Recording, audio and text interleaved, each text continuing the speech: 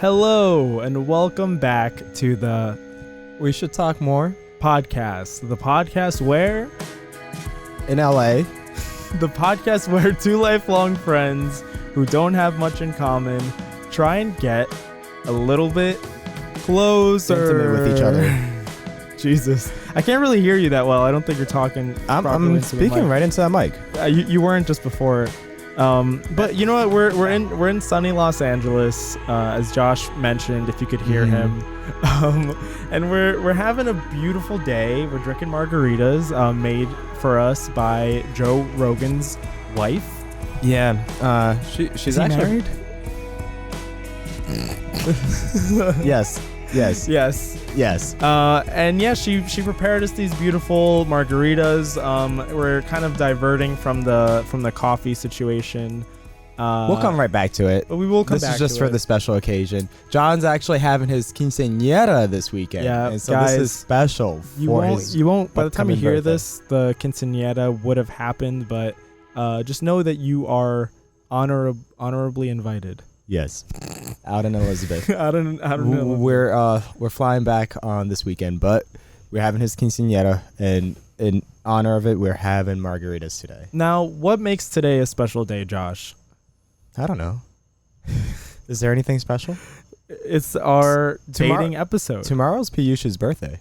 Okay, well, that's not what makes today special. Today's special because happy it's birthday, a Piyush. dating episode. Shout out Piyush, my roommate.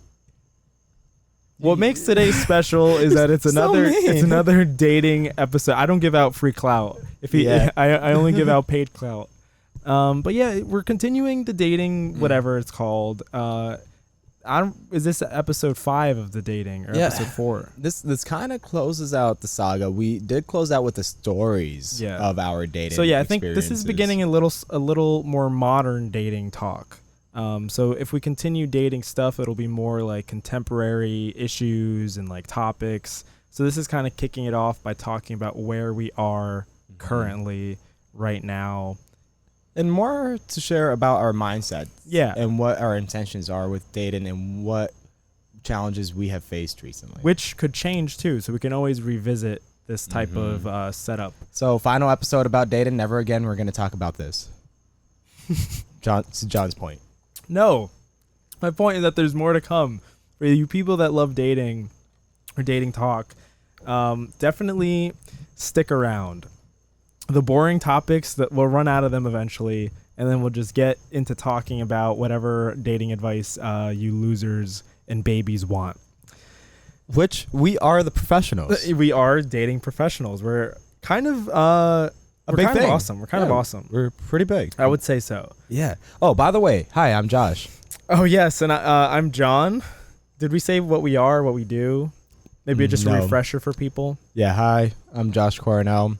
I'm a full-time podcaster out here trying to make a living. And I'm his friend John. And let's just get to it. Friend of the show. I'm friend of the show, John. It's my I'm glad to be here. Thank you for Friend having me. of Sam's boyfriend. Friend of Sam's boyfriend, Jonathan, who's Josh Coronel's brother. How much is he paying you to say that? I get like a few cents per mention, so that's why I'm doing it so much. I see. I'll let Piyush know that if he starts paying you, he can get a few. All it takes is a quarter. Yeah. But yeah, so we do have a structure for this. I'll just go over the structure briefly. The first thing that we thought would be something funny to do is kind of there is a red flags card game that we played once. So we were going to do something along that lines, but then I thought it would be cool if we since this episode we're going to touch on our actual red flags, which we haven't discussed yet. We can say scenarios that we're in, and then we'll have our friend say if that's a red flag for us or not. So that'll be interesting. And then it'll work nicely because later on in the episode we'll actually say what our red flags are, so it'll give context to the scenarios that we're setting up. We will spend some time after the game to talk about what we're currently looking for, and just where we're at. And also we're going to talk about challenges that we face with dating, which, a lot of people face challenges. We are not perfect. So we're going to try to make ourselves seem a little more relatable by talking about the challenges we faced, even though we are a little bit better than most people. Most people, yeah. Totally. For sure. And if we do have time at the end, we'll go over some fan-submitted questions. Yes, that's what I'm very excited for. We both posted on our social medias. If you go to shouldtalkmore.com, you'll find our social medias, but if you want to know right now, mine is johnalzate.mp4. And mine is Joshi Coronel. That's Coronel. Joshi Coronel. Perfect. And yeah, you can follow us there. I think it was kind of fun posting the Q&A thing. I think we were discussing maybe potentially doing an episode just on fan questions for dating or anything. So definitely follow us if you want to see that, and follow our Should Talk More Instagram, which you can also submit questions to as well. Yeah, and I mean, we'll continue to propose out there, and if you submit a question, you get a free shout out. Yeah, we will shout you out. We will call you out if your question's dumb. Arjav Shah, we will call you out. Yeah, so some people lose clout on the show, some people gain clout on the show. So Arjav is a mention that I'm saying to lose his clout. I'm not talking nice about him. Not a friend of the show. Not a friend of the show anymore. Nope, never was. All right. So let's just get right to it. I'm just kidding, Arjav. Yeah, I know. I'm sorry, Arjav. How many scenarios did you write down? 3. Okay. So You did as well? I wrote 4 just because I came up with another one, but I'll just do 3. Your top 3. The top 3. Sure. Why don't you go first? Okay. So I got it memorized. Okay. Wow.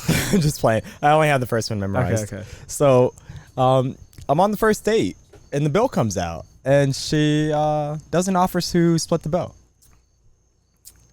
I'm gonna say that's so does she not, like, she doesn't even reach for her wallet or anything, right? Nope. I don't think that's a red flag for you.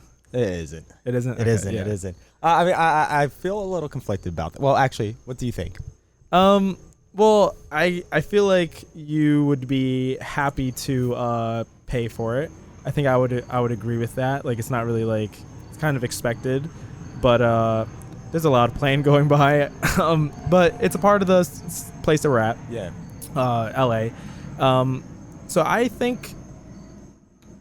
don't think you would mind. Just knowing who you are, I don't think you would mind. Maybe if it's something that becomes a little, that's being, like, taken advantage of, where, like, you're always having to pay, and it's, like, always this expectation that you should be paying, and maybe it's becoming a little expensive too, that it might seem like she's just, like, you know, draining your cash flow or something. Yeah. Then I could see that. But that's, like, I think a first date, like, I don't see that being an issue. I mean, I do watch my money very closely, and I am very particular about how I spend my money.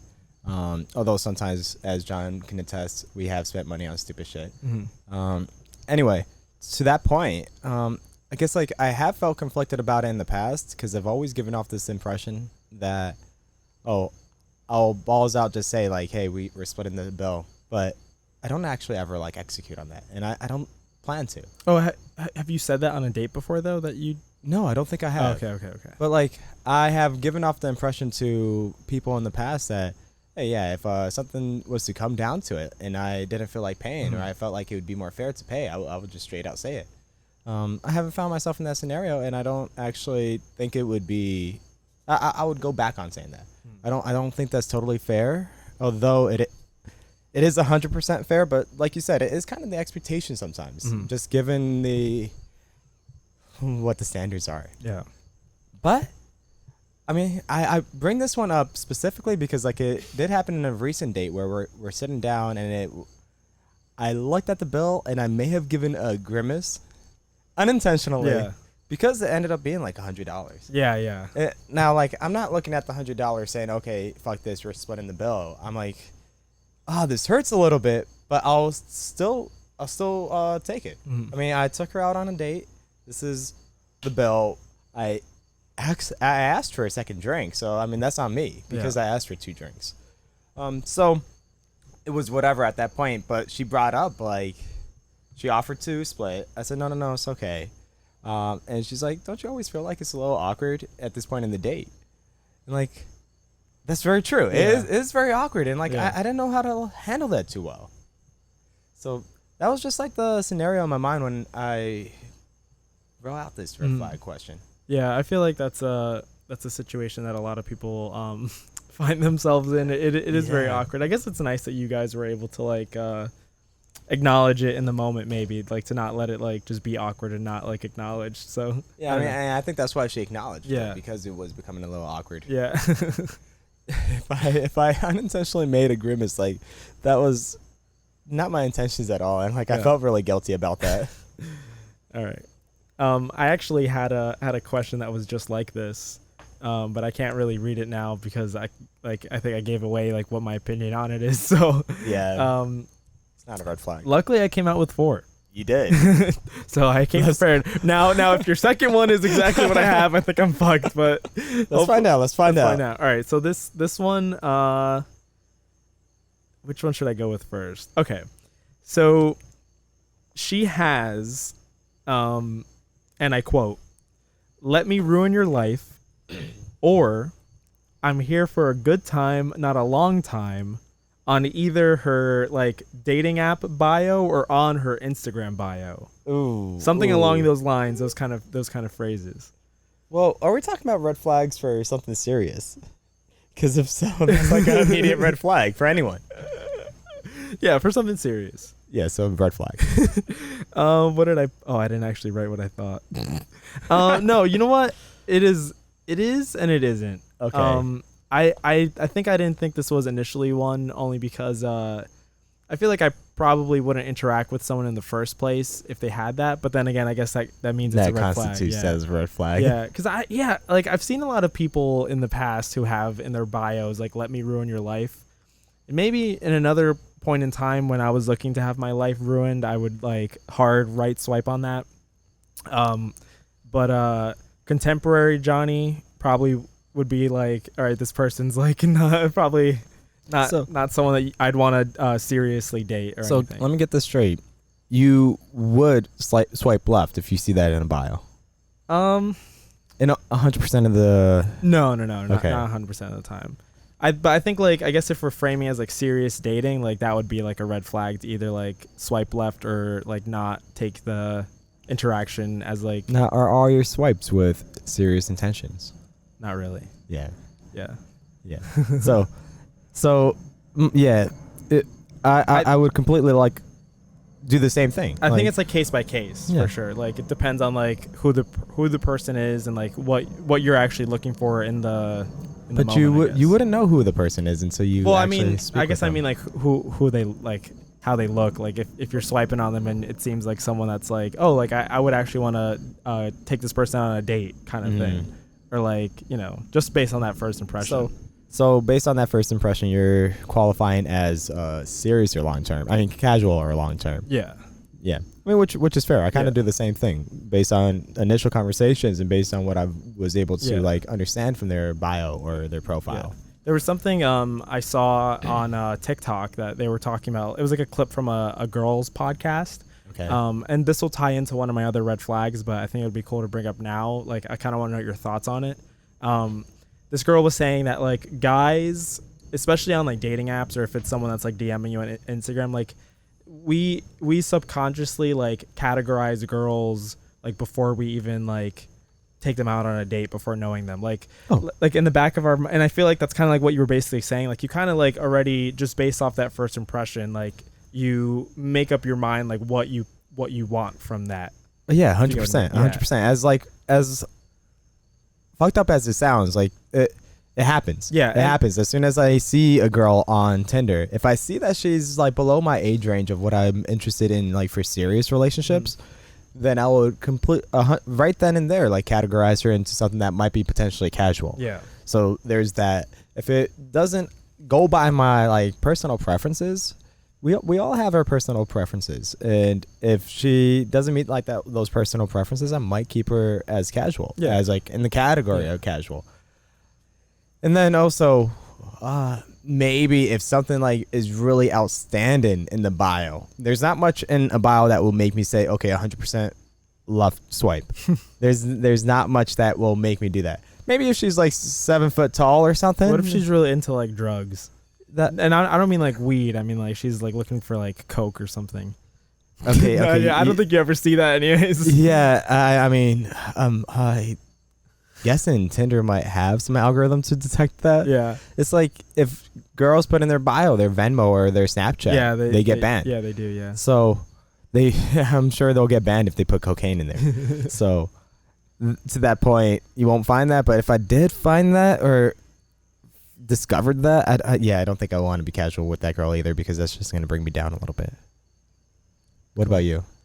Yeah, probably the same. Yeah. But I guess it's like I guess it depends on what I'm looking for from the interaction, I guess. Similar thing. Like if it's just like casual, then I guess you don't really I guess you maybe would want to be careful if it's someone who's doing things that are like pretty like sketchy, because then you don't want to just have that in your life. Yes. I mean, somebody that you're casual with, you set certain boundaries. And I want to talk about this too, because I think this is like one of the more interesting parts about like the difference between long-term and casual. But you set certain boundaries of like how much you let her into your life.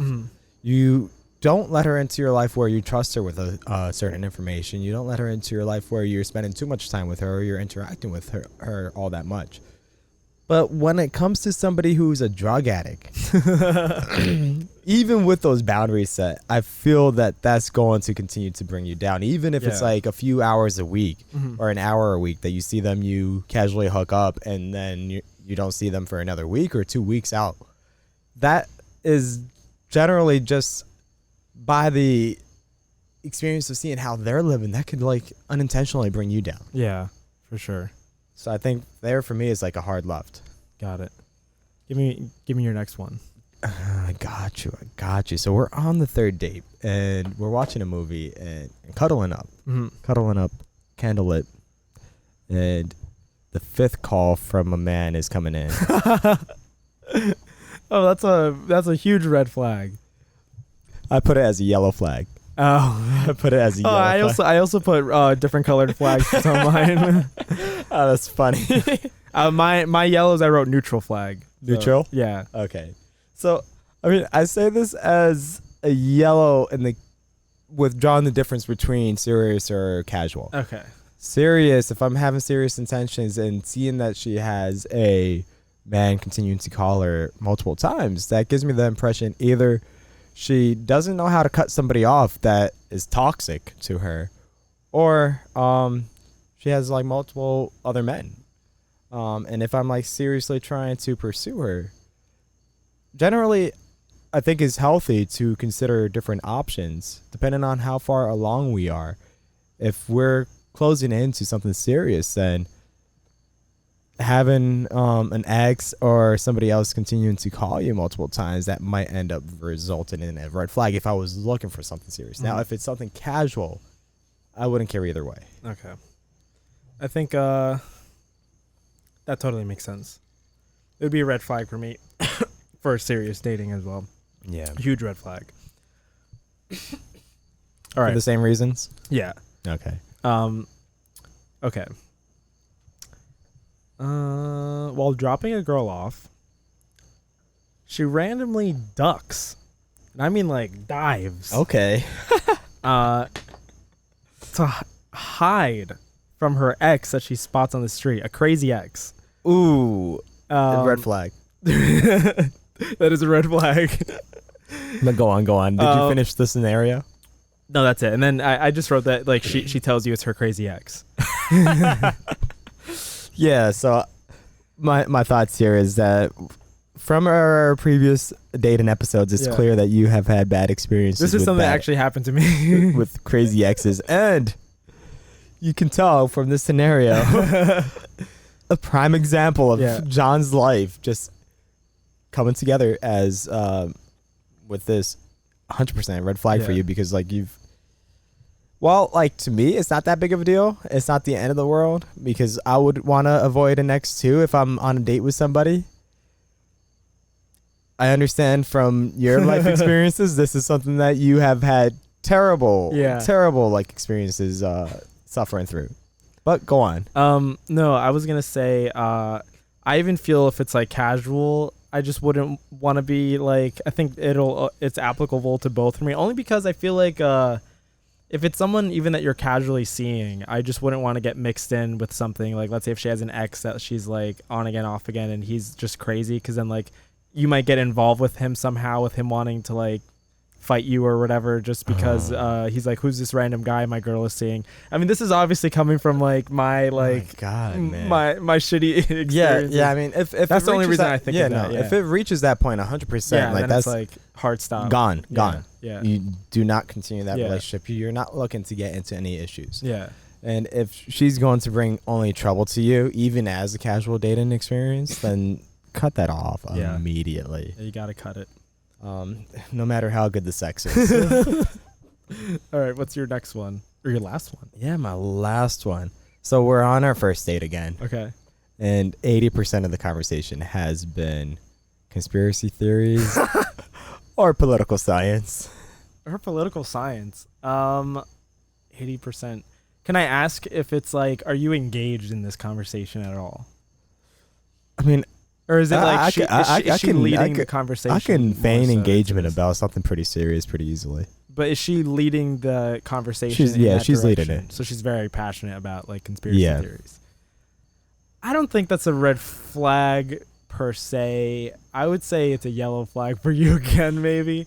I think if it's someone that you want to seriously interact with, maybe there would be like a disconnect where like you guys are not connecting on similar interests. If she's like, if she's the type of person that's very obsessed with this stuff, but I think if you're just casually seeing her, I don't see you having a huge problem with that. Yeah, I guess that's fair too. If it is casual, then it might be something that I let go, but I did mark it as a red flag, leading into my red flags later on, where it's twofold here. Mm-hmm. One point being that if she's spending that much time talking about what she's interested in, it's a very one-sided conversation, and like she continues to lead the conversation in that direction and doesn't end. And like I can spend some time on it, entertain it for a little bit, but if that's the entirety of the conversation, then of course that becomes like too consuming. Yeah. So that's could become a red flag to me, because that also just like comes out in the future as somebody who's not going to really be all that caring to you. Where if you have some shitty experiences going on in your life, and like you might want to be able to talk it through, you might not ever be able to actually vent that through with this person, because all they're going to do is talk your ear off about conspiracy theories or political science. Now, nothing wrong about political science here. I'm just saying there are some folks who might be completely engrossed with it where it's on some extremes. Yeah. So, with that said, second point here, I'm trying to remember my second point real quick. I know I wrote it down. Is that, that if you're spending that much time diving deep into conspiracy theories, I mean, it just goes to show how like engrossed you are into like the social media algorithm, or how engrossed you are in like one train of thought. Mm-hmm. So I think it shows a very narrow mind. That's fair. Do you think like even for casual dating, because like something I think about a lot is like even if it's someone that you're not planning on dating, you kind of have to think about like if the interactions with them, like if the good parts outweigh the bad parts, I guess, because like you're only seeing them for like whatever reasons, but if every time you see them, if it's just like very like toxic and annoying, then like you start to, I guess, like I'm curious how you measure that. Like do you think like these interactions, though I get something out of it, it's more bad than good, so like it's time to cut it off? Yeah, so I used to have this thought, and I did mention it in the podcast in the past, is that everyone provides value. Any relationship provides value. Now, while that is true, it also provides, a relationship could also provide a lot of cost. Mm-hmm. And we talked a lot about this in the first Wisconsin episode, where I was just sharing my experience with what the challenges were. And as we discovered from that episode, I had a lot of relationships that I suffered a lot of cost by like trying to maintain them. So in this case, I think that's another prime example. If I was to have a relationship, even if I'm getting good sex out of it, it's like, do I want to use that as a breadwinning point of like why I should continue this? No, that is very shallow. Mm-hmm. While casual dating is a very shallow journey, there's a better word for it, but while it's pretty shallow either way, there is a lot of sacrifices you're making for that might not all be that healthy, and that draws back to our drug addict example. Yeah. Whether it's like worth it or not to like. Well, I mean, it might be apple to oranges there. It's a lot of cost. Yeah. All right. So yeah, let's hear the last one. No, my last one is actually based off of a fan submitted question. Oh, interesting. Can we name who? Karina. Karina asked this question. Ooh, I remember this question. We're on the first date, and we bang. You banged Karina? No. This is her question. Well, actually, her question specifically was, does your opinion on somebody, does your opinion on a girl go down if she has sex with you on the first date? But in the situation, I'm saying my own situation, not with Karina. But if I have sex with a girl on the first date, is it a red flag for her? So, I mean, I think I have a specific insight into this, so I'm not going to get into, but I do think this is no longer a red flag for you. No, it's not. But I do think something I was going to say, because we were trying to figure out the best way to talk about this. I do think a lot of it, and maybe other people can relate, or like maybe people who are listening who maybe haven't had sex or haven't had a lot of sex might be able to relate. But like, I think like your view on what sex is kind of changes after you've like done it more. That's like the importance you put on it. So I think maybe like if you've only had sex with like one person, and then you go on a date and the second person has sex with you right out the gate, it's like, oh, well, this person's kind of like, for lack of a better word, like a slutty or whatever, is what you might think if you're just like, if you maybe had previously put a lot of importance on the value of sex or whatever. But then eventually I think you start to realize that like, though it is something that is I won't say sacred, but it's like sex isn't meaningless, but there is meaningless sex. Like it is possible to have sex that has no meaning, that like it isn't like something to judge somebody based on who they are. It's just, Yeah, there could totally be different experiences with sex given who it is with. That's not to say like there's anything wrong with putting a lot of value in holding it to be sacred with having sex. I mean, if you choose to live your life that way, that's 100% valid.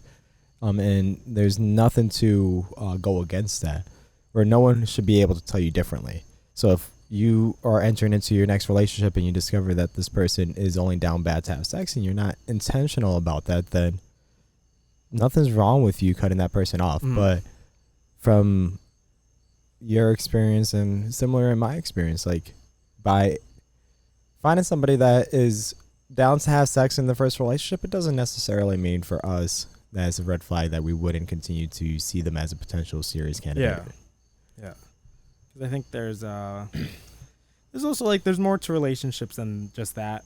Yeah. Like we know many people that have done that, like on the first date with somebody, and I think it could turn out well. Yeah. I mean, look, you go on that first date and you have sex, and that was very superficial on that first date, but you do learn more about the person if you choose to continue to see them. Yeah. And if you learn more about that person, you find out that is very agreeable with who you are, and it lines up well with what your expectations are in a relationship, then I think that's 100% valid to continue with a relationship. Yeah. That's something that could be serious and like long lasting, where you might get married.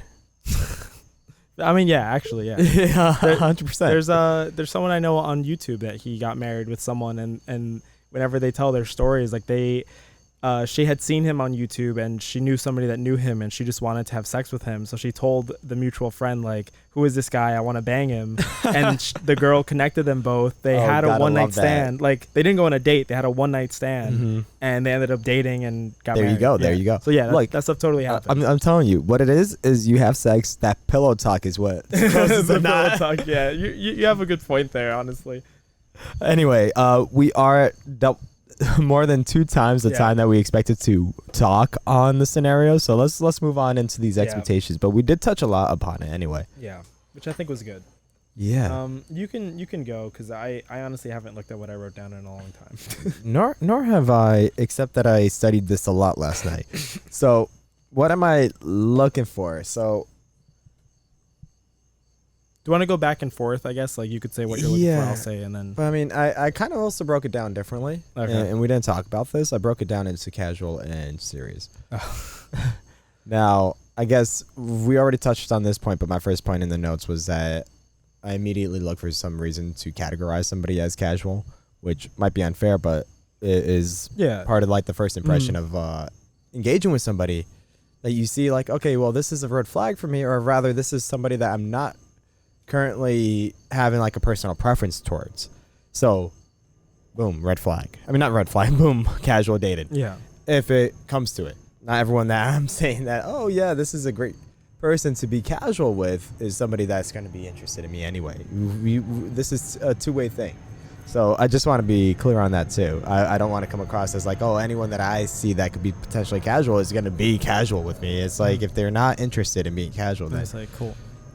you gotta go on. You take your losses. It's important to be honest about what you want and let them know out the gate. That's true too.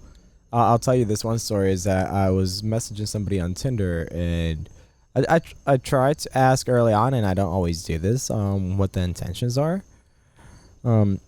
She was younger, and also she mentioned following me, and I didn't follow her on Instagram. And I was like, "Oh, strange. Why?" Then I went back and like try to remember why I don't follow this person. And sometimes you don't really know. But I just remember her not posting anything of quality, and I was like, okay, whatever. I don't care to follow this person, and I wasn't really all that interested in her. But then like I'm looking at her Tinder profile, I'm like, oh, she's pretty attractive. Now that immediately just told me though, just from my thought process there, that okay, she's someone that I would rather be casual with, and not someone that I would actually see long term. And so when I brought up the question, I was immediately clear with her. Yeah, no, actually, I'm only looking for something casual in this case. And she appreciated the honesty. We never actually did anything. We never actually saw each other. I asked to see if we can make arrangements, but that never followed through. I think a lot of people value that because it's like you don't want to waste your time. Like, let's say if you hadn't said that, then she could have just like been talking to you like for even longer or whatever, like thinking that this could unfold into something more. But if you had already decided not, then it's kind of a waste of her time.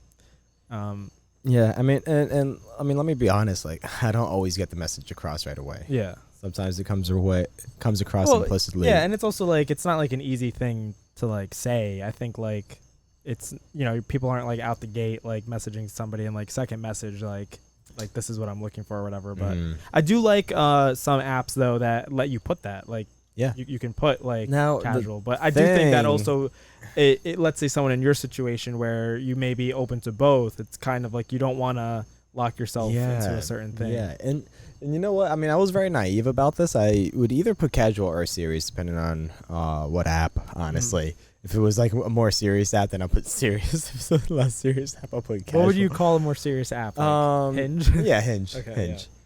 Yeah. Now, I had this conversation with somebody, and they're like, oh, well, why don't you put I don't know yet? I was like, that's such an obvious decision that I've never thought about. Because it's like, truly, like, we're having this conversation. We have red flags for somebody that you'd see serious, but you're still open to something casual if it comes to it. You truly don't know yet until you start interacting with the person or until you actually see who the person is. So one person might be someone that you can consider serious, and one person could be someone you consider casual. Sorry, I brought my tone down there. I felt like we were belaboring that point. So anyway, casual dating and serious dating. I didn't want to take away from your time, but a few notes that I did put for casual dating was that I would put consider somebody as casual if they're younger, like seriously younger, like age 20, sometimes even 21. I would consider give context to the people. How old are you? Yeah, I'm 25. So yeah, 20, 21, 22, usually around that age range, I'll say, okay, I probably won't consider What you age serious. range are you looking? 40 to 55. Is for something serious or Yeah, just in for general? something. That's the ideal? Yeah, no, for something serious. Okay, fair. That's fair.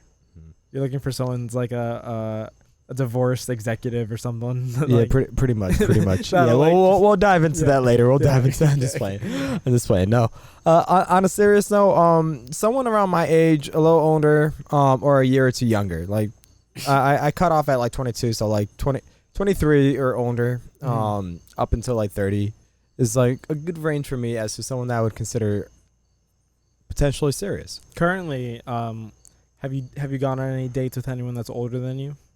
No, not in a while. I mean, I have a few matches that are like 28, 30. Yeah. And like we do have conversations. No, I haven't went on a recent date with somebody who's older.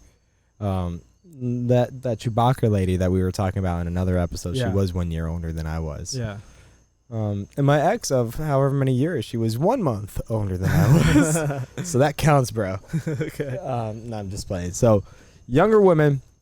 And then again, to that point, personal preferences. If they're not met, then they're like, okay, potentially casual here. And last one was not a place for someone who wants to be exclusive. Oh, yeah. So if anyone who comes across this only looking for something serious, of course, we talked about this point. If they only are looking for something exclusive, you know what? I mean, some people, and sorry to change my train of thought here, but some people will be okay with casual dating but still want it to be exclusive.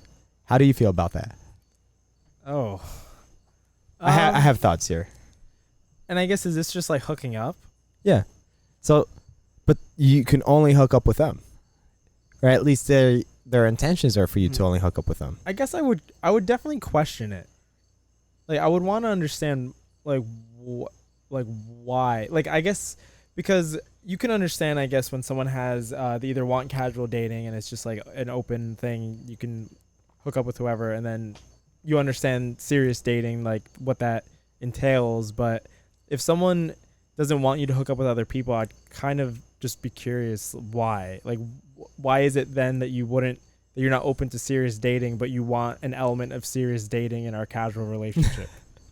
I love the way you phrase it. An element of it. I wouldn't like in an attacking way, maybe like, but I would be genuinely curious. Have you like met anybody that was like that?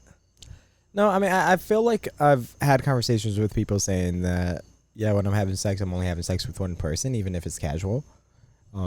That can give off the impression that I have the same expectation for you to do the same. So, yeah, I do think it's healthy to only have sex with one person because you're thinking about not spreading STDs. Yeah. But on that note too, it's when you're casually dating, it's more of like keeping your options open at that point. And so if you're closing off any options to date or see anybody else, because you're casually dating somebody, it defeats the purpose of what casual dating is about. Yeah. Casual dating can like transform into something serious if you find that everything aligns. Yeah. And you both resonate really well with each other, but you both should be, in my opinion, very open to seeing other people at the same time, just so you can see, okay, who meets the criteria or meets the expectation of what I see in dating. And if somebody doesn't, then that's more of a casual dating thing until you find somebody serious. Yeah, I agree. So to that note, for me, that's something that I wouldn't even want to have as someone who's casually, as somebody that I would casually date, because it just shows a level of commitment that I'm not looking for with you. Mm-hmm. That's fair. Yeah. All right. Then go into what you would look for in a serious. Well, I mean, I've been going off my notes. Let's turn it around. Let's hear what you have. I was just gonna let you finish your part. No, we can bounce back and forth. This is a conversation. Well, what I just did it for looking for something serious. I think I spoke about it in our last thing. Where like I don't really want to waste too much time with casual dating, just because I haven't had a serious relationship. So like I'm prioritizing having a serious relationship over casual dating. So I guess I I guess it's not saying that I wouldn't enter into a casual relationship, but it's saying that I'm putting more weight into looking for something serious than something casual. Which I think is a fair thing to do. So I just wrote, like, I guess the stuff that I'm looking for. Like, I just gave, like, 3 values that I find to be most important. Honesty. I think that's great. Why? I mean, I think especially with, like, intentions, honesty is really important. It does draw back to that. And it's stuff, too, like, within myself. Like, I guess a lot of the values that I look for in somebody are stuff that I want to uphold myself, maybe. I guess I don't want to... I guess it's hard saying that. Because, like, I won't... There's not certain things that I would have, like, an expectation that, like, just because I do something, you have to do it. It's not like that, but certain things, like, I think honesty is, like, a fair thing to want in somebody that you're gonna be seriously seeing, because you wouldn't want anything dishonest. You wouldn't want any trust issues. Yeah, which I think maybe from, like, previous interactions, my own pitfalls and, like, not being honest with people or people not being honest with me. It's something I've tried to uphold more and look for more, like, and I think there's, like, a little more to it, maybe, like, I don't have any expectations of, like, you telling me your deepest secrets or anything, like, instantly, because, like, there's even things of my own that I've only spoken to you after, like, starting a podcast, like, things that we've never, like, spoken about, or things that I have never opened up about. So, like, that's fair. Like, obviously there's things in your life that you are not gonna say immediately. I mean, I think that's a little different. Honesty is to a level of just being honest. Yeah, in I guess just, like, to things and reactions to what comes up in the conversations. Now, being completely open about some of your struggles or maybe some trauma, that becomes a little more towards edging vulnerability. Yeah, that's fair. To be a lot more vulnerable with the person that you're talking with. Yeah. And I guess, like, that's not really, I guess even on that point, like, I don't know if that's something that I necessarily look for. Like, I'm not looking for someone to be completely vulnerable, but I would want it to be comfortable enough where even I could feel vulnerable, or, like, you could feel vulnerable in something serious. Like, I'd want to be able to feel like that. Like, if it's someone that I can't, like, open up to, or I feel judged, maybe, like, that's not something I would like, I guess. I mean, I guess kind of stuff that you have spoken about where, like, there's just, like, things in your life that you wish that you could talk to someone. Like, if someone that you're seeing, you want to be able to, like, talk to them, but if you're not comfortable enough, or maybe they're not letting you, it's not, like, a great situation. Yeah, no, I love the way that we're looking at it from that perspective. It's like, many of these things are kind of the red flags that would prevent you from being vulnerable, although your goal is to be vulnerable in a relationship. Yeah. And I think it's noble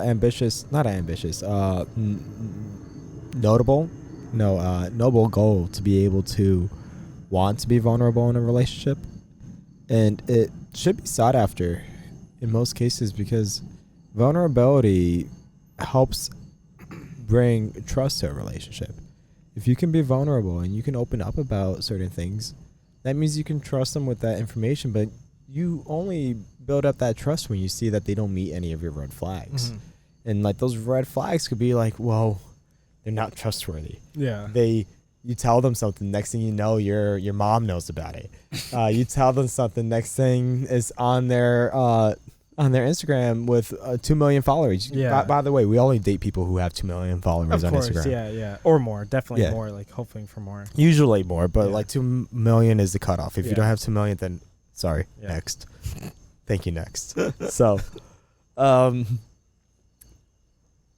man, I'm sorry. Well, it's great adding jokes into this, but it makes me lose my train of thought. Where were we? Talking about vulnerability. Yeah. So vulnerability is a huge asset to a relationship, and I'll close it there. But yeah, I agree 100%. I didn't add that as one, but I think maybe what I was thinking with honesty, like, ties into that. The other thing I have is independence. I think maybe especially since I haven't had a relationship up to this point. I've had a lot of time to like be very independent, maybe like outside of like stuff I do with my friends. Like I like having stuff that's just mine, like AlzateFilms or like photography or like art or whatever, like things that I pursue that is just like stuff that I'm doing on my own. It's not something that I'm necessarily need other people to do with me. It's just interest, like, you know, stuff that I like to do. And I find it interesting even when there's someone who is like that as well, that they're passionate about something, even if it's just work. It doesn't have to be creative, but if there's something that they're doing outside of like us seeing each other, outside of, you know, day-to-day life, I always find that interesting, like meeting people who are like really passionate about stuff. And also I think it's just like, I think I value that because I don't, and I guess also coming from not having been in a serious relationship, I don't want to get into a serious relationship and lose the independent things that I do. So like, I think it's like nice when you have people who they are together, but they also have lives that are separate. And this doesn't mean it's lives that aren't shared. Like, you know, the things that I do, it's still, you know about it. Like, it's not like a separate life that I'm goes like, the vulnerability. Yeah, you'll still be true to who you are. But having an identity outside of what you are together, the relationship, because I have noticed maybe with my sister, for example, I mean we've seen a lot of relationships in high school too, where people start dating and all of a sudden they're together 24/7. They don't talk to their friends anymore. Whatever interests that they used to see them doing, like if it was going to clubs or like doing a sport, like now you just see them with their significant other all the time. I mean, and I was guilty of that too when I was in my former relationship. And I think it's a thing that it happens a lot. Like, it's something that maybe I've become scared about. I think I've spoken about it before, but I do have a fear of like losing the stuff that I like to do. Like I don't want to lose certain stuff in my life that are my stuff. So it is like I find value in being able to be in a relationship where I can still have those things and you can have your things, and then we can also have like what we have together.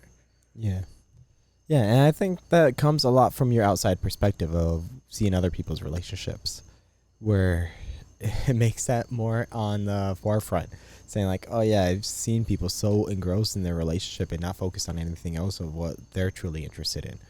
So I think that has tons of value. On that note though, and I think you do like 100% agree with this, while you still have your independent interests, it's still not something that you'll still keep to yourself. You're still happy to share those interests. Yeah, and I think that's something that I look forward to. Maybe I like you know, if I'm doing photography, to be able to like show somebody like, oh, like it's nice. Then I think it's something that's like kind of cute, where like you're doing your thing, but then you have someone you can share it with, like someone that back to the vulnerability thing, where you can feel vulnerable, like this is like my thing, but I'm open to share it with you, and I want you to see it. Like I want you to, you know, get insight to like what, like this certain side of my life, you know. Yeah, I think this goes into another big topic in dating for something that's serious, and I didn't note this either. Something that makes for a beautiful relationship is someone who's very fascinating, where you have your own interests, photography, AlzateFilms, making films, doing a podcast with your best friend, and your significant other has their own interests. Now, you're fascinating, or she's fascinating with whatever interests she has, yet she's very fascinated with what you do too. So I think it goes both ways, being someone who's very fascinating when you're looking for a partner, and also someone who's very fascinated with what you do. Yeah. So to find that in somebody, I think is hard to come across, but that is something beautiful if you do. Yeah. Yeah, definitely. I think I like that too. Like when there's someone that you're really interested in, it's nice when you're kind of you feel like you're peeling back the layers, maybe like getting, you know, seeing more of who they are, and I like that. Yeah. I like that. Yeah, I think that goes back to part of my red flag of someone who's not all that caring sometimes, of me just wanting to be selfish and having somebody a little more fascinated in who I am rather than me having to focus all my time and energy and being fascinated. But yeah. So I love that. Let's hear the last one. And then the last one is just consistency. And I think that's just tying into like if we set certain boundaries, or if we set I don't know, like rules, or like whatever the expectations are, I'm cool. Like I think I'm pretty open to like anything. Maybe that's like not a great thing to say, but I think I'm very understanding. Like Okay. I'm very like understanding of people and like whatever circumstances they are coming from.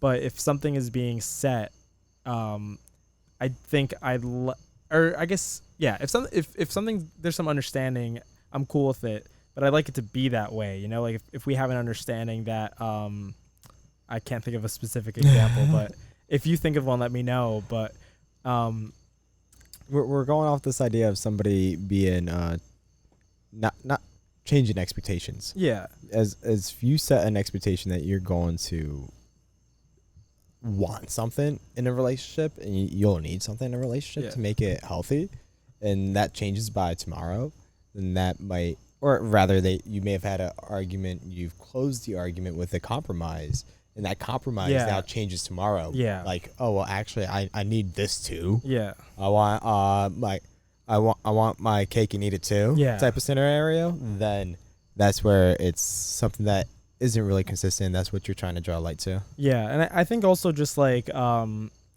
it's definitely that, and I guess it's two parts, because also just like with your personality, like who you are, I guess I don't want someone that maybe has like an interest in what the relationship will be, but then it like is constantly changing maybe. And maybe that's coming from a little more like insecurity of like wanting to know what things are. I'm not really sure. Yeah. I don't know. Like if it's like something like and I'm not saying I'm like at that point in my life either, but if you've been dating someone for a while and there's an understanding maybe that you will get married or something, that you both want to get married, but then like all of a sudden someone is like no longer interested in that or something. I don't know. I'm trying to think of like a good example, but I mean, I guess even in my relationships with my friends, like I like consistency, and like if you're gonna like if you're there for a certain thing, like you honor that, and like you're always there, like you're not like breaking those No, this is just patterns.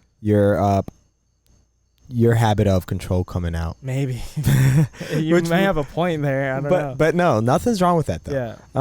And I agree with it too when I look for something in a relationship or friendships even, that if somebody is just to have that level of consistency. Like if one thing is said one day, you wanted to, there are changes. Yeah. Which I think Which is are like something fair. to add to that, like definitely like understanding of that, like certain situations like that come up, of course, but yeah. But it also comes to a point of like, well, if you're going to be upset about something and you go ahead and do the same thing, then that's a level of inconsistency. Yeah. Yeah. So I think that's like an important thing too. Like if it's like a thing where you're not allowed to like go out, I don't know, like the random example, but like Which is the common example. Those It's a relationships common where it's example. like, oh, like maybe the guy is saying like you're not allowed to go out and party, then it's like then you yourself can't go out and party, or vice versa. Like if I'm allowed to go out and do these crazy things, then you shouldn't judge, or I shouldn't judge you if you go out and do crazy things as well. yeah. Now, I do think, because I'm bringing this back to my breakup with my ex of 6 years, where our original breakup, and we discussed this before, was me holding her to the same expectation that I had for myself. We also quickly touched on this earlier today too, where at this point in my life I wasn't going out. At this point in my life I wasn't drinking. I wasn't going out to party. Yet she went out to a bar with some friends, and it wasn't the first time, but it was a point where I felt like more uncomfortable than I usually did, and that's where it met my tipping point. Now, there are people who live their lives differently, and I think this is your point at the beginning of highlighting this. What you're looking for in a relationship is making those expectations very clear. So if you have different lifestyles, you have to be very accepting of those lifestyles as you enter that relationship. We entered our relationship very young, and we had very evolving lifestyles. So this is where it becomes like very difficult, where I'm evolving in my lifestyle and she's evolving in hers. And like at 15, when we first met, like you're not thinking about going out drinking and clubbing or whatever. But as we reach that age, that becomes a lot more realistic. And this is me reaching that age saying like, oh, well, I've been in this long relationship for all this time. And because I've had this certain understanding of a relationship, I expect that this doesn't actually happen. And that was my narrow view of what a relationship was at the time. And so I struggled with that a lot, and I wasn't accepting of her new lifestyle or evolving lifestyle. So like in that situation, you can't enter with all the questions answered. And that's where like we have to let go of what we might have as a vice when it comes to control. But it's also good to have that common understanding, the common understanding of like, hey, look, Josh, I am looking to see what it could be like to go out and have a good time and have a few drinks. And if I wasn't completely agreeable with that, like I can try to have a conversation about that. But if she doesn't want to change on that, that's for me to say, okay, Josh, either I change how I feel about this or the relationship is over. And as like shitty of a thing for me to say, to have it as an ultimatum, that's what it comes down to. Now, that's not for me to say like I agree with that being an ultimatum for myself. I would completely go back and change that. But at that time, that may have been how I felt. So I think that comes to shine light on what might be a level of consistency where you try to be true to who you are, make clear what the expectations are with your lifestyle, but also as your lifestyles evolve, to still be able to be on the same page about it. Yeah, like be open about it. Yeah. Do you want to go to your part? Sure. Please. Sure. We're at an hour. We are. Just cut out my shores, all right? So I'll get into my long-term, what I'm looking for in long terms. Now, the shallow part of this is, sorry, I am looking for someone that I am personally attracted to. And I think that goes for anyone, even if they don't say it too much. Attractiveness is very valuable. Like, if you're not attracted to a person, then, like, you're thinking about seeing this person for the next X amount of years. There's value to that. So I'll be honest about that being part of what I do look for when I think about something long term.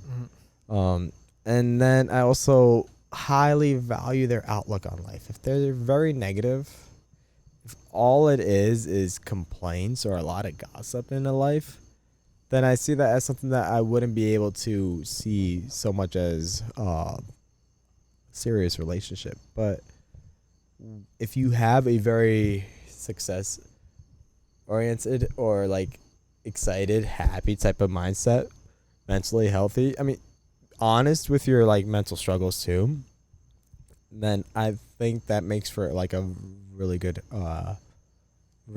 long-term relationship. So my first point was like a similar outlook on life to myself, which I think that goes for anyone. Like, you're talking about points like honesty, consistency. You're looking to have certain values that you hold. The person should hold like very similar values, and that just like makes you a lot more agreeable in a relationship that results in far fewer problems. Same thing with like any any engagements you have with anybody or in any parts of your life, if you share the same values, it just works out so much better. My next point is, while it's not a necessity, a similar risk appetite would be a great thing for a long-term relationship too, because I have a higher level of, I have a risk appetite for a lot of things. I moved out to Wisconsin. I enjoyed exploring. I enjoyed doing something that was a little bit more challenging. I took the risk of quitting a job to get a new job with nothing lined up. So I think that goes to show a level of ambition. And if somebody's not really a go-getter in a lot of things, it just shows a level of complacency that I'm not sure I want in a long-term relationship. Because that can speak out to what our relationship might be too. But that also could just be me not being very attuned with like their emotions, perhaps. Motivated, going to the same point, and genuine and open, where we talked at this at length already, so I won't go into it, but like a level of vulnerability there. So you're able to be open in conversations, you're able to be genuine and like true to who you are. So I'll close it off there. We can, I know we're like far along in the show, but like the more important part of what we wanted to get into is like the red flags. Mm-hmm. So let's jump into that. Okay. Do you want me to do mine? No, I'll actually start. My first one is Hotmail. Hotmail? Hotmail. Having a Hotmail? Having a Hotmail. Serious? If you have a Hotmail, that's an immediate red flag. What Never talk it to What me if again. you've had one? Had one is one thing. Still using it. Okay, then I'm good. I'm in the clear. I had a Hotmail for a long time. Yeah, if you still use your Hotmail, you still put it on your resume, you still email me when you send your love letters on a Hotmail. Yeah, nope. Immediate. Nope. That's crazy. Nope. That's why me and John, we ask for the email right away so we can send some love letters to detect if you meet one of these red flags. Oh yeah, like we're mostly just judging what your email is. Yeah, we're not doing it for the fun of things to be able to just do something a little unique or different. We're doing it to know if you have a Hotmail. That's the specific thing that we're judging. Mm-hmm. Yeah, I didn't click to open yours. Are you actually gonna go through? Oh, actually, Hotmail is your top one. It is. Oh, well, Okay. Why are you looking at mine? You should be looking at yours. Oh, should I be going through mine? We should go back and forth. Back and forth. Okay. Let's go back and forth. Okay. Mine. I have one that is having a dating past that still follows her. Totally open to you having a extensive dating history. You could have dated like 50 guys before me. Like I don't really care about that. Like your boyfriend could be super hot. Maybe I would feel better about that if he's super hot and now you're dating me and it's like fuck that guy. Now you chose me. I don't get too insecure about dating histories. Because I think maybe especially from coming from pretty much nothing, I can't really be one to judge. But I do think, again, like not judging anything, but if you have a dating history that still follows you, if it's something that we're now talking, and all my red flags are in reference to like serious dating. So like if we're not talking with intentions of serious dating, but you still have an ex that like is pursuing you, or an ex that maybe you even still talk to, like these are things that are like definitely gonna like pump the brakes a bit. I think especially if it's someone who's like kind of crazy. Yeah. I'm not into that. I don't want to be around any like toxicity like that. I don't want to put myself in danger in any way. She could have had a really hot ex, but if this hot beefcake ex is going to kick my ass, then that kind of changes the dynamic of our interaction. But yeah, I think, I think it speaks to a lot of your past experiences. Yeah, I think I literally wrote most of these do. I literally wrote in caps, PTSD. PTSD. Yeah. You go to yours. So, if you want to hear a little bit more about it, check out his college dating experiences. We have it in the podcasts. Podcast episode like 10 or something like that. Go check it out. So I guess my you brought up the good point that these are red flags for serious dating. We talked about red flags earlier on. It kind of went in a mix of serious or casual, but these are specific to serious dating because I will say, like, some of these are people that I have casually dated and like accepted because I knew them as like casual daters. But my first is indirect. Somebody who is indirect brings me back to me being like indirect in my relationship, where my relationship lasted like 2 more or 4 more months than it had to. You guys had like actually like spoken. If I just addressed the issue much earlier on of me being like a jerk or whatever, it could have come to an end because like, well, I mean, not me being a jerk, which was part of the issue because I wasn't addressing it or being direct, but me not being direct by never addressing how I really felt in the relationship anymore, where I felt a little disconnected, felt like the love wasn't quite as strong as it used to be, that it could have saved both of us a lot of time. And then I also wouldn't be a jerk. So now, like, I think about that and think about that as being something that I've learned through my past dating history. So, and now, like, wouldn't want to see that in somebody else that I would seriously see. So while yours is like people that has created these red flags for you because of what shitty things that may have happened in your dating history, it's like me, like, well, I've done this. Your own thing, yeah, that's fair. I've done this. But I've also seen it in like people that I've casually dated since, and seen like, oh well, they've let relationships drag on too. That's kind of a red flag for me because who knows what's to happen. If we were to get into something serious, it's like they could be completely out of the relationship, and if you're completely out of the relationship, you can easily be open to seeing somebody else without actually ever communicating that. And that happens. It happens all the time. It's just, it's never going to be communicated directly because it's too much for the person to say openly. And they will continue to let the relationship drag on. I've heard stories like this. So I'll close it there. I feel like you're a lot more direct now. Yeah. That's good. Yeah. I'm glad. I'll tell you how it is, bitch. You will. No. I do think I still have a level of indirectness to me, and I still struggle with it somewhat, but at least you acknowledge the thing. I will address an issue if an issue is outstanding. Yeah. That's good. All right. My next one is being a Latina. That's it. All right, next. Okay.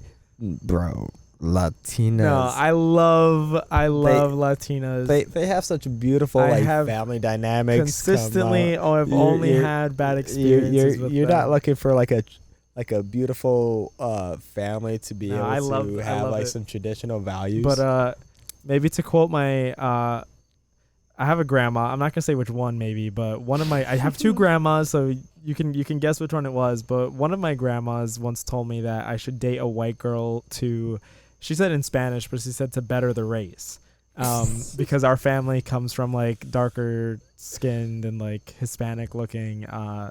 So to better the race, all Hispanic men should date white women. I don't agree with these words I'm saying. I don't want this to be taken out of context. Wow. Please don't take this out of context. Our new podcast editor, can you make sure you remove the disclaimer and put only the part where he talks about looking for somebody to better his race? Listen, that's not at all what I think. I mean, I think, funnily enough, I used to always say that I did like white girls more, but all of the dating history that we went over, all Spanish girls. Like the dating history, the college dating history, all Spanish girls.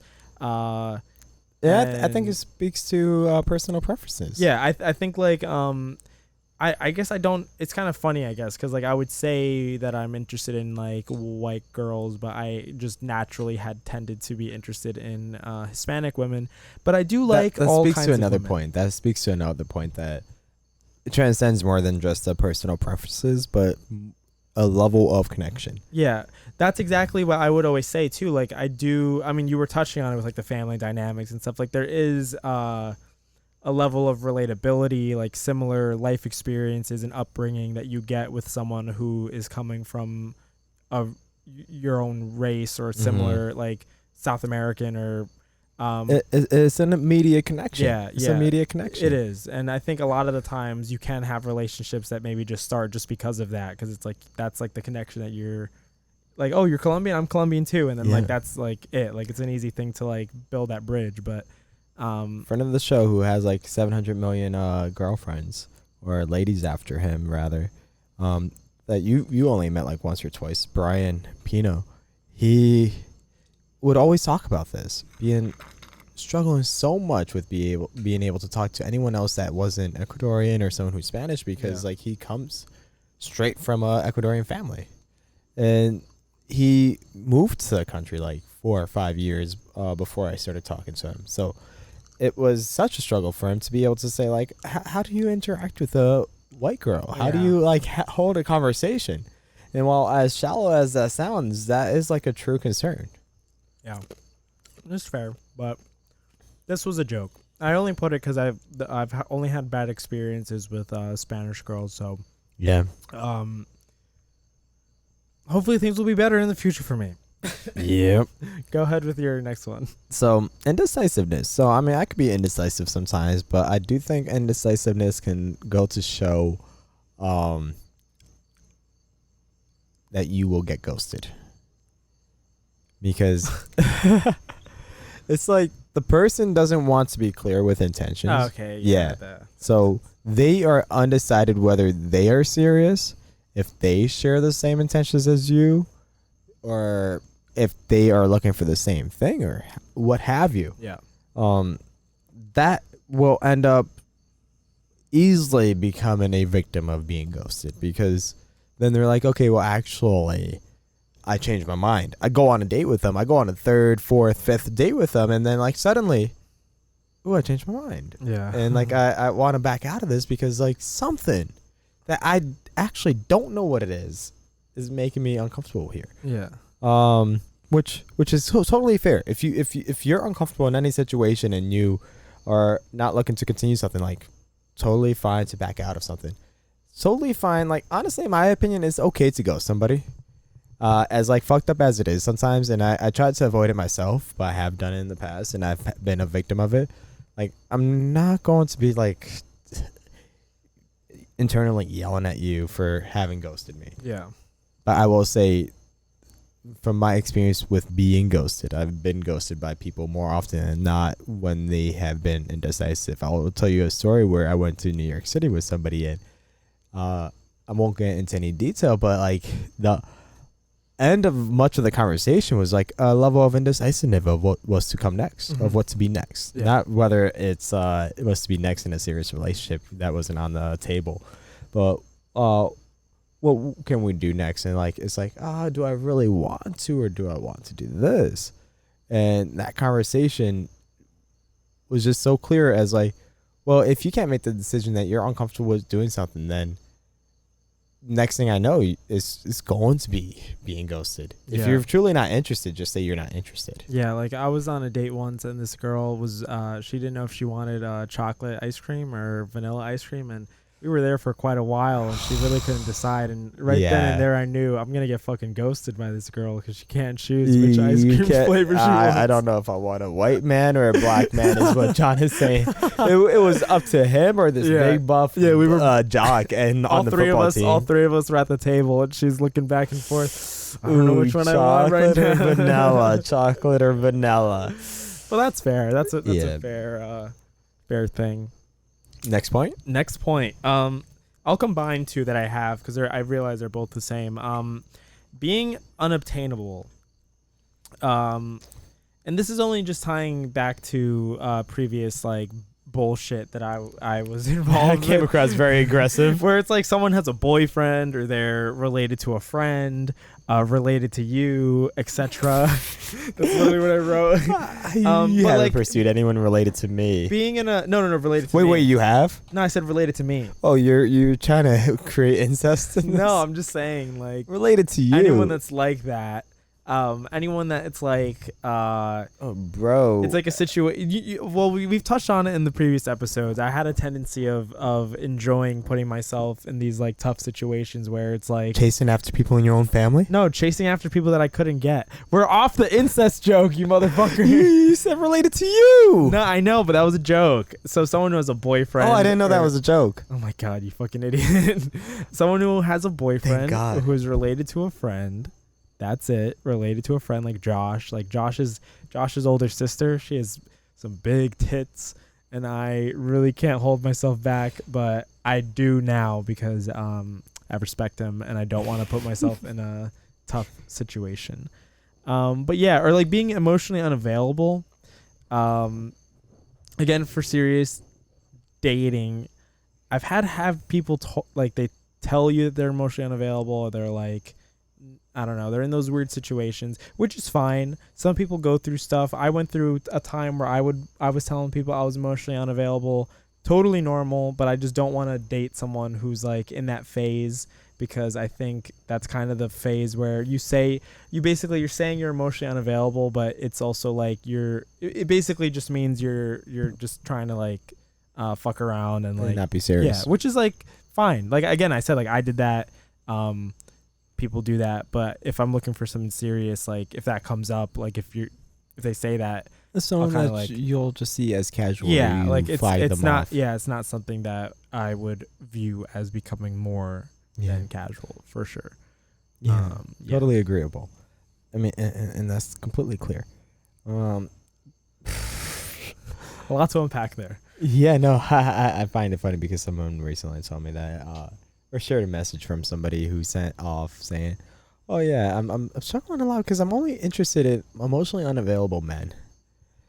Yeah, and like that's well, I guess I have to hear, because that's even something that maybe I would do. I mean, there's like people who I guess it almost interests you in a way where there's someone who is saying that they're unavailable, or like they're not ready for a relationship right now, but maybe in the back of your head you're like, I can maybe change their mind, or I can maybe like fix them, and I can maybe be the one that mends their broken heart or whatever. Like I struggled a lot with like understanding this, but like you're bringing this fresh perspective to me, which is like completely obvious perspective, where like if somebody's unavailable, it's like they're unattainable. Unobtainable. Unobtainable. Oh my god, I can't even say it. Unobtainable. I'm sorry. Unobtainable. I can't say it either. That you only want them more. Yeah. I mean, I'll say to the point where like my ex-girlfriend was never in a relationship before, and like she followed a lot of traditional values, which made her more unattainable to me. But that challenge only motivated me more to want to be with her. Yeah. At that time. So I completely agree with that, but she was also not like emotionally unavailable. Yeah. She was more than happy to like share some level of emotions in our relationship, whether it was dating or not. Being emotionally unavailable when you're looking for something serious is where it's a challenge, but also it's like there could be a level of attraction there. Yeah. It could be attractive rather. Yeah. Which is hard stop for me, just because I know my tendency to be attracted to that. So I'm like, you know what? I'll avoid my my struggle and getting involved with that. My next one, and I know we're like going over a little bit, is miscommitments. Now, like it's okay to miss commitments from time to time, and like we all do it. I've done it. John does it every day, and I've experienced it. And somebody that I'm casual with, like, okay, we plan on hanging out this day of the week, and then it like falls through, is whatever, I'll see you next week. But then if it's someone that I'm looking to be serious with, and it's like week after week after week, it does become a little frustrating, because you do prioritize this person in your life. You do prioritize this person in your life that I'm going to say, okay, John, I'm sorry, I can't hang out with you on a Thursday because I'm seeing so-and-so. Oh, excuse me. And now that commitment falls through multiple times. Maybe this is like the 5th time it's happening, and now it's the 5th time I'm not able to hang out with John that so badly wants to see me on a Thursday night for whatever reason. and I feel bad now. I'm like, I'm drawn. Like I could have been hanging out with John tonight, watching The Fault in Our Stars, but now I'm like alone by myself because this girl fell through on me, and I've told John I can't be with him. Yeah, that's fair. I think time is valuable, and Time is certainly valuable, and that's I guess most that's of the the asset thing too. Is there. like you make a commitment to something, or you make like a promise. Like, It goes to show the person you are. yeah, Yeah. So, I hold a lot of value to that when it comes to a serious relationship, That's to fair. say the least. I think this is my last one. Entitlement. Like anybody with a sense of entitlement. Like, have you ever met somebody that feels very entitled to things? Like, example, they feel like they're owed things to go their way. Like, they feel like they're owed something from their parents, or like they're owed like a job for whatever reasons, or like they're owed like all these things without actually maybe putting the work in for it. I think any traits like that, I mean, again, like a lot of that does come from how you're raised, but whenever I've met people like that, I just don't like them. And I think that would be like a red flag for serious dating. If it's something that maybe they're not open to maybe like understanding like a different side of it. Like if it's something like this is who they are and they're not going to be different, and it's something that's happening all the time. Maybe even like those people who feel like they're like a princess or a prince, and they feel like, you know, all the good things should happen to them, and like you should be doing all these things. Like not about that life.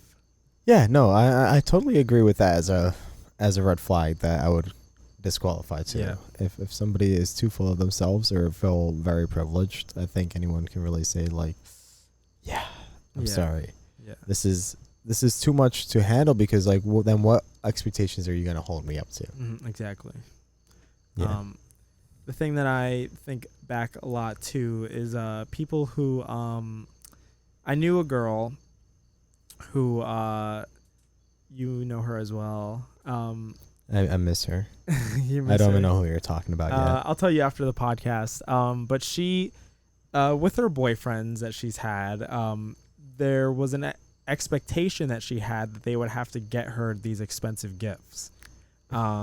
So she, on like Valentine's Day and Christmas and her birthday, would post all these photos of like a Louis Vuitton bag and like all these things that her boyfriend got her, which is like honestly great that her boyfriend's getting it, like whatever. But I think the thing that I noticed in her was she would say, if I was ever to date anybody else, or if I was ever to date you, these are the things that I'm expecting. Like I got all these things from this boyfriend, and I want that, or even more so. Like valuing that's, and I guess that's, it goes a little bit past entitlement and more into like even like materialisticness.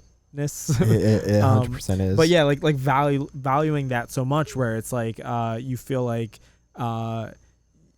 how you're valuing the relationship is by how much they're giving you, or like for these certain things, like how much they're getting for you, which is like, that's like, totally. I never want to be in a situation like that. Well, one thing here is still entitlement, because it's like I'm comparing you to somebody else or past experiences, And like they feel I'm like they to deserve to get this every relationship. Yeah. Just like somebody who feels very privileged in their upbringing, that if they ask for a dog or if they ask for a pizza on a certain night, they expect that it's still to be the same tonight. Yeah. I expect you to still uphold to that same standard, as I expect you to uphold to the standard of my ex-boyfriend who used to buy me Louis Vuitton or what have you. Yeah. But then again, it's also very materialistic to that point too. So like both, I think, serve as a huge red flag, because if you're looking to be intelligent, to say the least, with your money, to be financially literate, then you don't want to have such a huge spending budget unless you have the income for that spending budget. 100%. Yeah. So to close off with red flags, because you're done with yours. Done. Yeah. I'm done with mine too. Are you really? I do have one more here, but we already talked about Yeah. it, so I don't want to go into it anymore. It's one-sided conversations, and we already went on that. So here's the thing. We are like an hour and a half into this. Mhm. I don't want to do this again.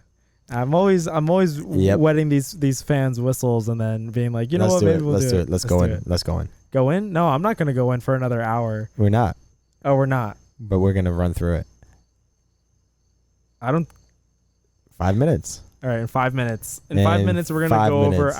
our dating challenges. Yep. I'll start so then I can tell Josh to stop talking so much because I'll actually do it in 2.5 minutes. Big challenges for me. Confidence. You guys, have you been listening to the podcast? You know who I am. I have a real bad issue with confidence, being confident in myself, being confident around other people. I got to work on that. What a pussy. Number 2, honesty with intentions. We've gone over this before. Yeah, we can It's skip honestly it. one of the things. Yeah, I don't really even need to say it. Communication is a challenge for me. Why? I have problems opening up to people. I talked about it a little bit. But you also it value takes me a while vulnerability. yeah, so it takes me a while to open up to people, but I do value being able to get to that point. Mhm. So I'm understanding of the struggles for it. And we should talk more. It really helps you out with that. Yeah, too. we should talk more has definitely helped me talk more. Gotta love it.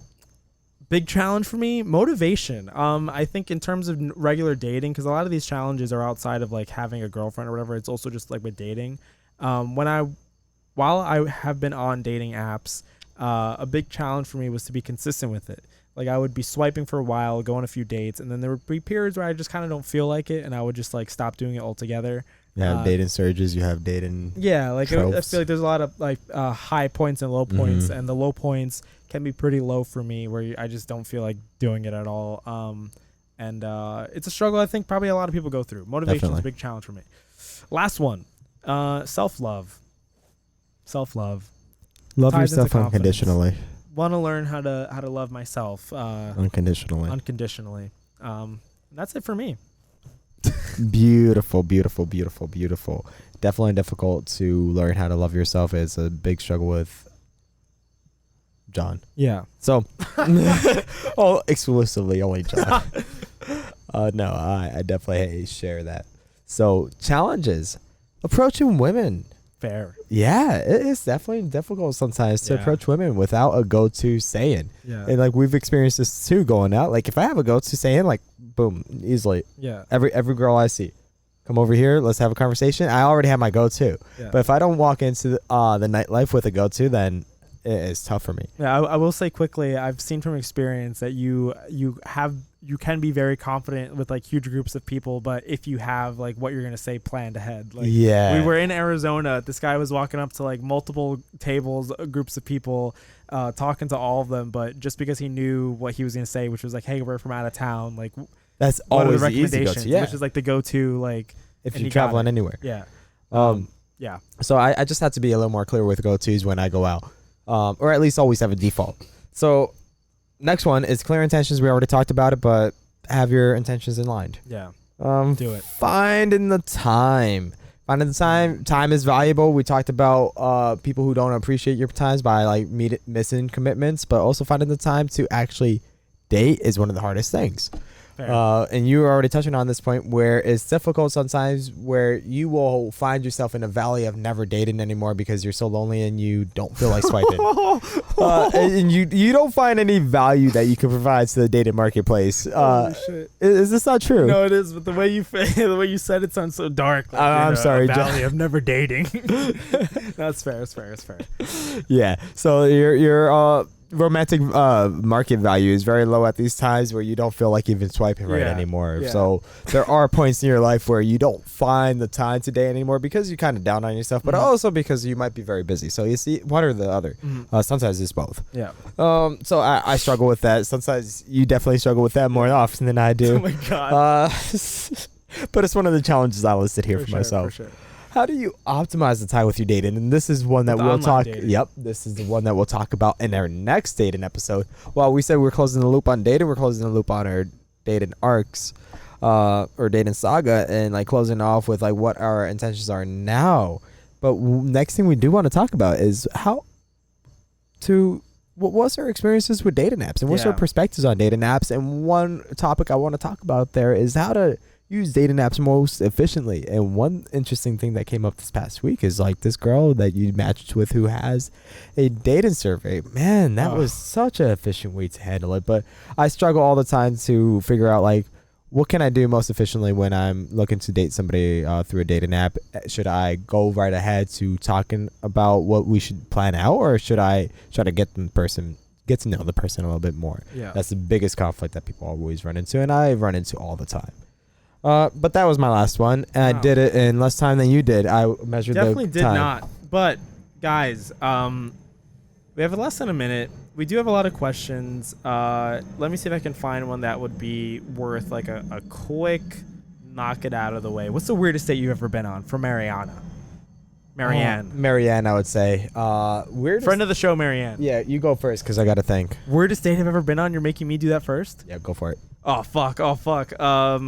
Shit. I picked a bad one. Weirdest date I've I've gone ever on some been really on. awkward. Okay, I got one perfect. This year I went on a very weird date. This girl, she was nice and we had a great conversation, but then she left out of nowhere in the middle of the date. Oh, that's god awful. Well, like it's like she didn't drive, so she was getting picked up, and it's like we were in the middle of having a conversation. She's like, "Oh, my sister's outside." I'm like, "But really, I haven't even paid yet." And she's like, "Okay, I gotta go. I'm sorry," and then she left. Oh, that is weird. And maybe I did something wrong? Question mark? No, I think it was fine. We But then, can talk more about that. We should talk more about it. Wow, that's great. Weirdest date that I've ever been on. I'll take it from you doing a recent date to my very first date. My very first date was out at Red Lobster. Oh my gosh. Little girl in 8th grade. I didn't have any money at this time. I didn't have any means to go to Red Lobster, but her parents drove us over to Red Lobster. And I didn't even come with money prepared to pay for like dinner that night. So like I think we had like I know this. I think we probably had like somebody as a backup to help us pay, or she had her parents. No, before her parents dropped us off at Red Lobster, she's like, "Oh yeah, do you guys have money to pay for this tonight?" Oh my god. I was like, and they're like, "Bruh." They gave $50. It was all on her. My first date, didn't have to pay a dime. Holy shit. Yeah, it was beautiful. How do you make that happen again? How would I make it happen again? Yeah. Go on a date with somebody who's 15?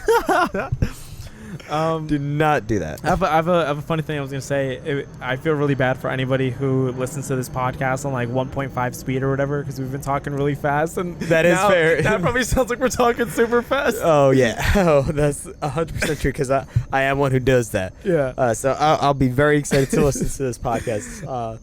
Anyways, guys, you know what? Great job with trying to power through that. We closed the loop on everything we had prepared today. We do have quite a few Q&A questions, but I think we will do a dating Q&A episode. Yeah. So, and on that note too, like, please continue to, like, if you are listening this far in, you will now have an obligation to DM us on Instagram to Should Talk More, or Joshua Coronel, or John Alzate, or AlzateFilms. Pick your poison. DM us a question that you'd want us to answer. You now have more context than anyone else.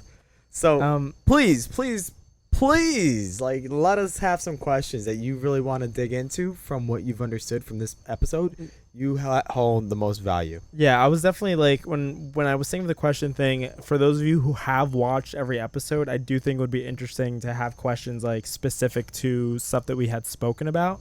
Like if it's like diving deeper into like a story we went over, like trying to know if there was any follow-ups. Quick teaser, I've heard back from a couple of the people that I spoke about through this saga. I think, have you heard from anybody? No. Oh, well, I guess I'm kind of sexy. John has like 7, 8 girls I in his hope they're not listening. I hope DMs they're not listening to this one. talking about like, oh, I heard your story you're sharing about me. Yeah. But on that note, we probably will repost another Q&A thing, so definitely follow us on our socials to see us post that again. I think we have gotten a lot of good questions that we can go over, but I'm sure there will be more. And we'll just see how that goes. If we can't finish in the first Q&A episode, we'll do another one. And if we can't do it in that one, we'll do another one. Just keep giving us content Yeah, to give honestly, you. ideally, all the rest of this podcast is just answering your questions, so we don't have to do any work preparing. Yeah, that'd please, be awesome. That'd please. be pretty Like, awesome. honestly, once you reach our level of status, like, you only make content from the content that Yeah, your we want to fans give use you. what you guys are giving us. But wow, what a great episode. We'll pay you back. This was very exciting.